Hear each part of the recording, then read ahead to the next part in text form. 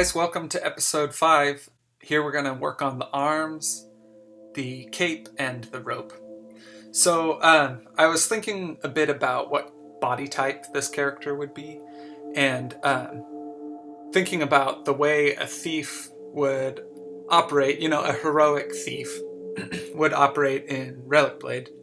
Because I kind of thought of her more as an adventurer, and then also maybe a little Lara Croft in her. So I looked up some reference material of competitive rock climbers and was thinking a bit about the body type that is kind of the trend among competitive rock climbers. So she has really lean body and also quite muscular.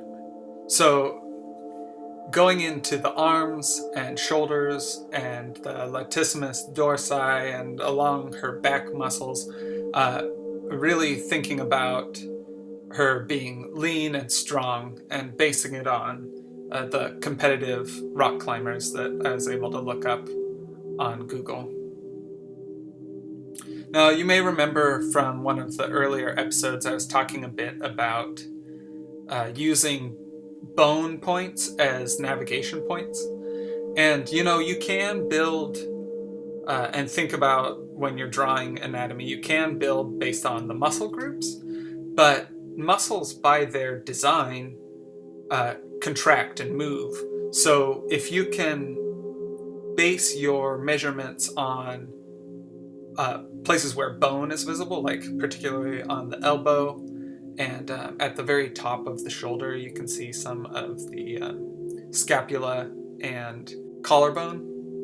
Where those connect for the shoulder joint, you can kind of see where that is, and you can measure that way. So that's a really good thing to keep in mind. Now, moving into the cape, Relicblade has a comic book style. It's just my style, but it's definitely influenced by the fact that I'm a comic book artist. And I'm also not Michelangelo, so as I go into defining the shapes of the cloth, I'm using kind of a hard polish to create a stylized shape in the cape.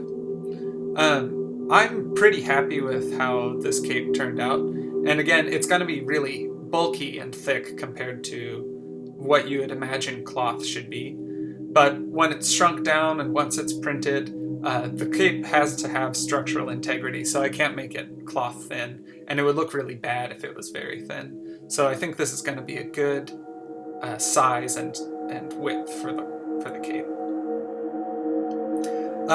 A second ago, you could see me pull up the concept art, and I moved it over to my second monitor. I've got 2 screens set up so I can have the photo reference of female rock climbers along with the concept art and any other reference material I want. And so I can just glance over there, change what I'm playing in iTunes, and have all of that working while I still have my workspace clean and ready to produce.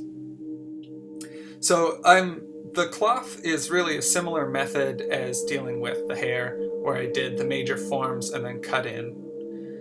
Now, this is sort of a style choice. When you go into making something like rope, you have a lot of options, and that's a feature of a robust creative program like ZBrush, that you can do it a lot of different ways.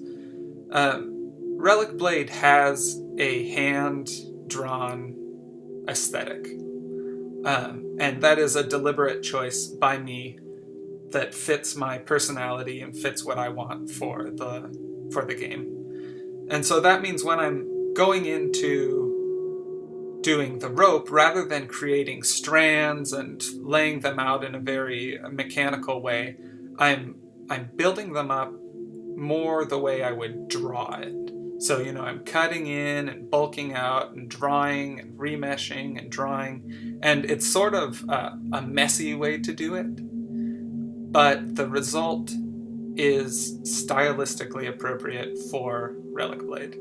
At least I feel like that as the art director slash artist slash producer, I support this move to hand draw the rope. If I was making this model for a game like Infinity, that's very, very clean, super fine detail, then I would come in with actual like strands and try and line up the different subtools. But for Relicblade, I think this not only works well with the aesthetic, but I think it looks good when it's done. But you can definitely see me fiddling with trying to make sure that the shapes aren't overlapping in weird ways, because it is all just one part that I'm essentially drawing on to get the details.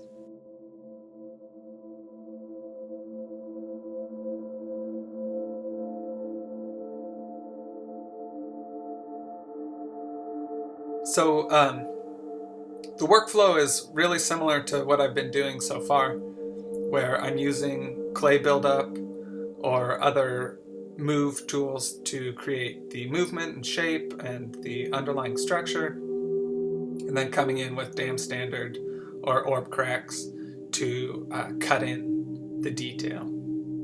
So you can see me cutting, and actually like hand drawing the texture of the rope. This is going to be very fine once it's at scale, but hopefully you'll be able to tell that it's rope and paint it appropriately.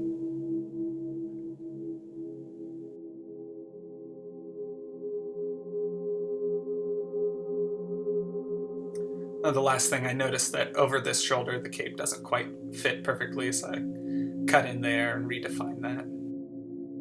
The last step is to move back and take a look at the model. There you have it, a detailed cloak, the rope, and her arms.